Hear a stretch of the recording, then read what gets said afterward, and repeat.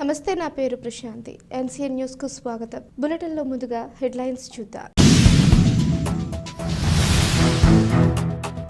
రథ సప్తమిని పురస్కరించుకొని నిడదవోలు చినకాశి రేవులో స్నానమాచరించిన భక్తులు. తూర్పుగోదావరి జిల్లా నిడదవోలులో రథ సప్తమిని పురస్కరించుకొని చినకాశి రేవులో భక్తులు తెల్లవారుజాము నుంచి స్నానమాచరించి సూర్య దేవాలయాన్ని సందర్శించారు. ప్రతి సంవత్సరం మాఘశుద్ధ సప్తమి రోజు వచ్చే సూర్యుని జన్మదినమైన రథ సప్తమిని భక్తులు భక్తి శ్రద్ధలతో జరుపుకుంటారు. దీనిలో భాగంగానే ఈ రోజు ఉదయం నుంచి చినకాశి రేవులో భక్తులు 7 జిల్లేడు ఆకులలో రేగి పళ్లను తలపై ధరించి స్నానం ఆచరించారు. అనంతరం నిడదవోలు చినకాశి రేవులోని శ్రీ సూర్య యజ్ఞవల్క ఆంజనేయ స్వామి దేవస్థానాన్ని దర్శించి తరించారు.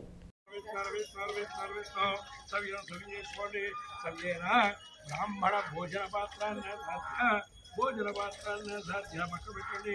భోజన పాత్రాన్న సాధ్య భోజన పాత్రే